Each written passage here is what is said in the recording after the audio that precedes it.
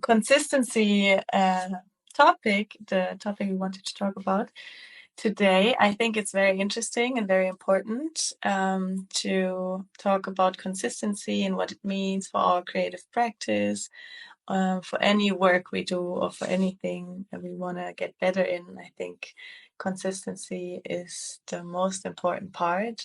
And it can sometimes be so hard to stay consistent, and you have like excuses or Mm, maybe telling yourself you can't do it, or you're comparing and then you stop being consistent, and then it's hard to get back into. But challenges or some exercise that you can do, you can improve consistency. And that's why I think your challenges that you did are really inspiring, and they help you stay consistent as well, right? yes.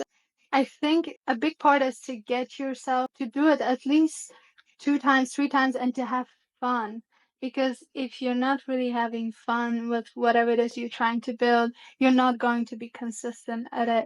Even when you do decide to create a challenge that you want to follow, you still need to make it exciting because after a while, it becomes a routine and it feels like it's the same thing over and over and over again. And you need to spice it up and find new ways to be creative during your creative practice. So it's not just showing up, it's also how can I show up differently today? How can I do this in a new way? And I think that that's where all the growth happens, because you start thinking in ways that you might have not thought before. Consistency has become something more present for me now, and it wasn't before because I didn't prioritize it fully. And I think that's something we don't allow ourselves to accept and notice. We're not prioritizing our art and our work because we don't deem it That, important enough. do you want to share a bit how you got yourself to do a challenge like this and how it came up for you? And then maybe just like for everyone who's watching to know like what kind of challenge and why you started it. Of course. So actually, how I got inspired for this challenge was from a YouTuber.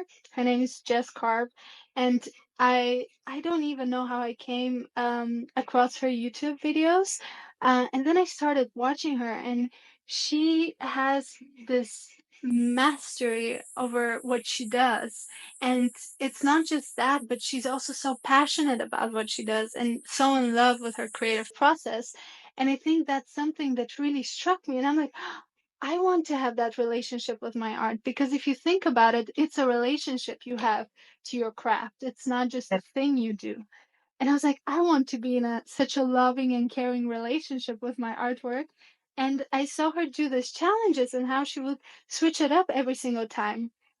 And since I love drawing faces, and this has been something that, I've been drawing for a long time, I thought to myself, why not do the 100 face challenge, which is actually nothing new. I think it started in 2020. I don't remember the name of the person that created this challenge, but he did it, and a lot of artists ended up joining it. And I did also that time try, and I failed because after the fifth portrait, I stopped were not realistic, the expectations I had, because each portrait I created was a A2 piece of paper of this portrait that had to be perfect. And of course, after the fifth one, I was burned out. I was like, I can't keep this for Yeah, 100 portraits. So yeah, I just got up and I didn't even think about it. It was after I created the first 4 or 5 portraits on one piece of paper where I told myself, I'm gonna make this into a challenge. So now in the next 10 days, I will draw 10 faces a day. And that's that's how it started for that's me.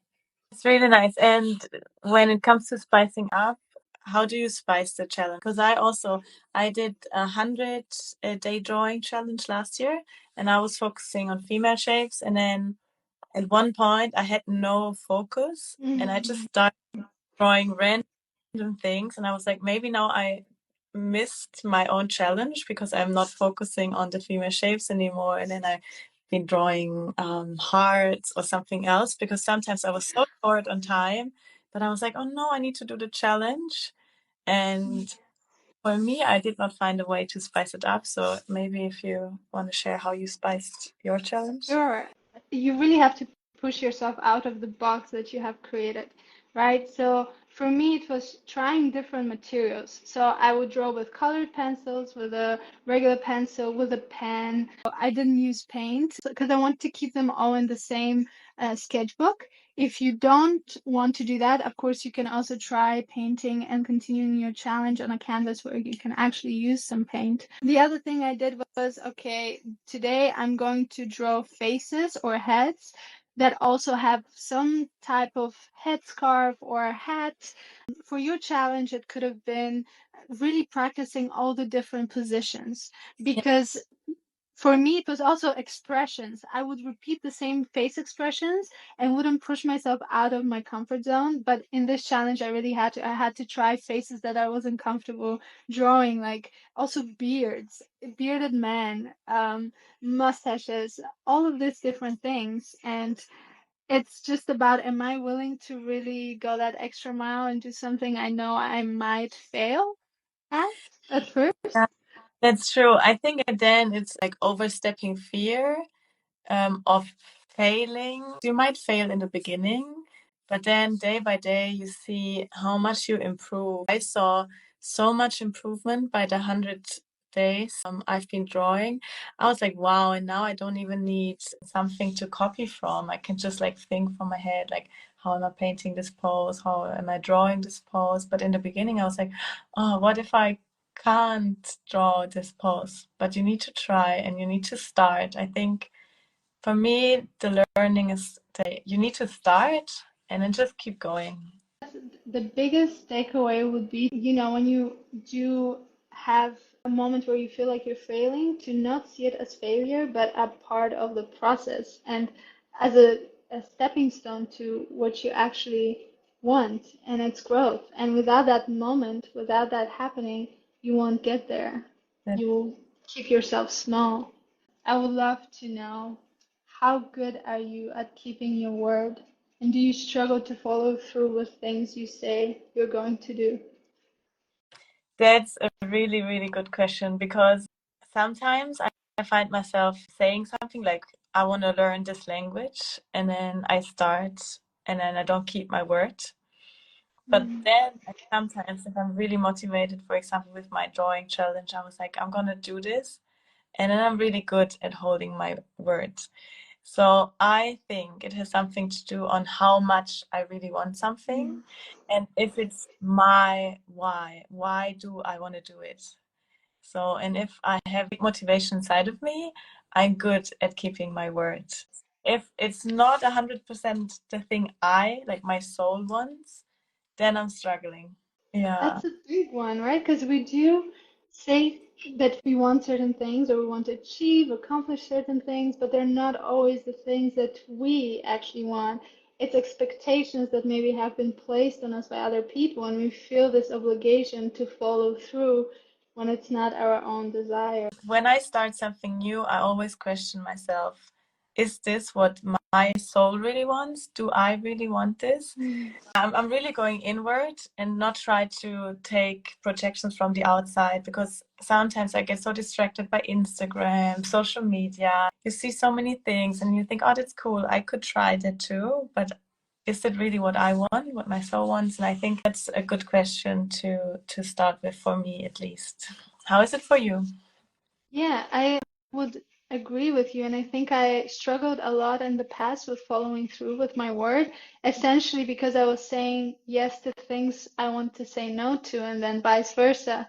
And I think when you really come to a place, like you were saying, where you're really deeply connected to yourself and you know exactly what you want, making that decision and following through becomes so much easier because your whole being is pulling you that way. There's Uh, no resistance, or if there is any resistance, you know that it's something you have to work on. yeah. It's something that, is uncomfortable, but ultimately you will have to push through in order to get on the other side. And I think it's also important to have people around you that Uh, can hold you to your word and what you actually say you want to do. That really helps at the beginning if you're not really capable of doing that for yourself yet. having one accountability person that you say, hey, I want to achieve this or I want to make this happen. Can you make sure that you actually hold me accountable? For my first challenge, I also reached out to Juju and I was like, I want to do this challenge, but it seems so hard. It's so many days. And she kept asking almost every day, how's your challenge going? Yeah. And then she said, Instagram. I was like, Yeah. I. This is So the other thing because when you make your project or whatever it is that you're doing, when you make it public and you have other people watching, it's also okay, now I really have to step up, you yes, know? always find your why and get someone. Yeah, to hold you accountable. The next question is, do you tend to make excuses as to why you can't or shouldn't go fully into pursuing your artwork or craft, whatever it is you're doing? I think that's a big, big one. I think for me, sometimes it's not excuses. Sometimes I'm really bad at time management, prioritizing. So for me, I really need to work on what's my priority, where does my challenge fit in, to structure my day a bit. I think structure is really important. If I can set my boundaries right away, then I don't have problems with the excuses because I really want to do it. You know, I think a lot of creatives struggle with building structure because we also see creativity as this spontaneous thing that just washes over us in moments that we don't expect or don't know when it's going to happen. But structure can actually give you more freedom to be spontaneous and then really focus on what you're doing. So for me, I actually had a lot of excuses that I was making. I don't have a studio, therefore I cannot be making art because I don't have a designated space for that. That's just a layer on top that was preventing me from fully making the time for it, you know, because if I have this excuse that I'm holding on to, then I don't necessarily have to make the time for it. I can just distract myself and continue to use this as a story that I tell myself, Yeah. which is not true. It's really not true. And then there was also, I don't have all the money that I will need for this fancy equipment that I want to try and use, but actually, you can make great art from simple things. You don't have to have the most expensive tools. Like, could you overcome like making excuses, and how could you overcome?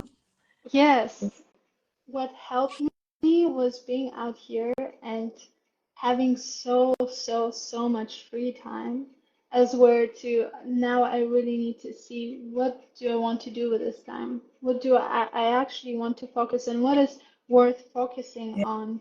Yeah, And that is hard to know sometimes when you have so many things pulling you right and left. And I don't have that here, which is a huge blessing. But like you said earlier, knowing your why, if you know that your skills or whatever your gift is can help other people, you are going to make sure you put in the time to hone it and that's hopefully help others with it. I think yeah, there needs to be a bigger vision.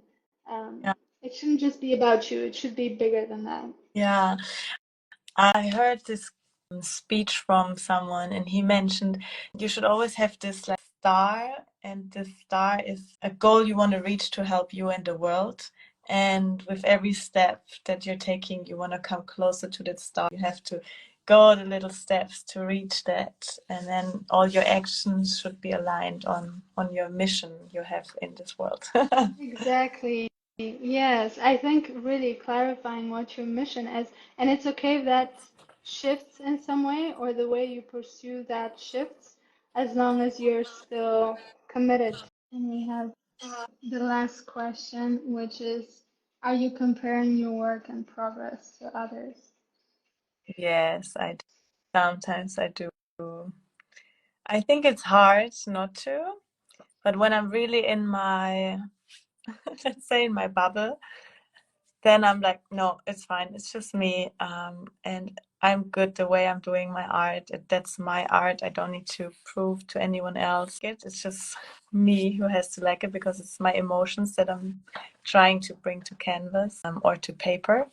And then I'm good, but I have moments where I'm comparing, especially when you're out on social media seeing what people do, and then you're like, oh, is that cool enough? or bright enough. I don't know. Mm. Hard sometimes, I think. No, I can agree with you. I think, especially at this time when you have everyone's work and everyone's shiny things right in your face, it's hard to not doubt, but actually, it doesn't serve. It was recently that I really gave up that comparison, and I actually have a real life situation, an example that I can share. I had this great opportunity of exhibiting and doing my work in a place that I felt like it would make everything so much easier for me because I wouldn't have to look for the people or anything like that. It was all pretty much there. I would just have to show up. And I was like, wow, this is like a dream come true, right? And then we move here, so I cannot participate, but came out of my way to find someone who can fill in the spot for me. And that was really hard to do. It was like, I'm giving my opportunity Yeah. to someone else. And as soon as I did it, like it became so much easier when I chose love. Ask myself, if I really stand for serving other people, then this should be easy. This should come Yeah, easy. And this should bring me actually joy. And it did. I felt like by giving this opportunity to someone I know will do so amazing and will also help other people, it so much. really, I feel like all of that was lifted. And I was made aware of the power of collaboration, like being able to share this creative source that we all have and receive with other people. It's It's so wonderful. and using other people that maybe are doing something that you want to do as inspiration rather than comparing yourself to them and seeing, oh, I'm so behind because they're there. And it really takes, I don't I'm not exactly sure what it takes, but I do think that that moment comes for us, and we have to fully face it and embrace it because otherwise you're not really going to grow with your Not with your art if you're not willing to let it go. comparing yourself to others is always the worst you can do, because in the end there's always someone else having something different than you have, but you should stay true to your own Yes, path.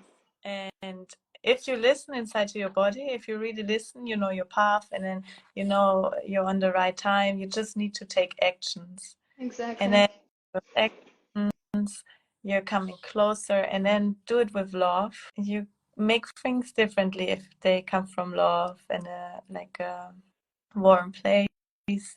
That's such a nice story. Thanks for sharing this Of example. course. I think what you said, everyone has something different to offer. And therefore, even if you want to compare ourselves to someone else, it's not possible because they're not us and we're not them. We're just made So in our unique way. We see things differently. Therefore, your expression is entirely different from someone else. And there is a group of people that will be more pulled towards what you have to offer than what someone else has to offer. And that does not mean that one is better than the other, just different, that's right? true. And then I also love that you said the power of like working together, collaboration. I think it's so nice if you come together to exchange and grow, and then also share the topics that are going through your head. If you find people you can share it with, and then also work together, and then give opportunities back and forth. I think that something beautiful can grow out of that. Yeah. And with me, I noticed that it's just the scarcity mentality, also of there is not enough. Therefore, whatever I get, I have to really hold tight on it because I don't know if there is going to be another opportunity. And why would you want to live that way? If you focus on the abundance that's present and that there is enough for everyone, there is more than enough for everyone, then life becomes much more easy and even joyful because you get to just live in an actual truth. Yeah. And it also gets very joyful and so light because nothing feels heavy anymore, I think. Yes. Do you have any other tips for what others could do to be consistent? I think to just do it. Set a timer each day, get yourself some time. It doesn't have to take long, depending on what kind of challenge you want to do. Set a time of 10 minutes and then dedicate those 10 minutes to your challenge that you want to do every day. And then, as you said, mix it up, maybe one week like this, another week like that. Because I think with every challenge, I'm learning something new about myself. This can be a nice motivation because you will always learn something new about yourself if you do something. You see how you get frustrated, and then you see how you work with that frustration. You see how you experience joy. If you want to discover yourself in new ways, make something that you can do consistently and you learn a lot. Yes.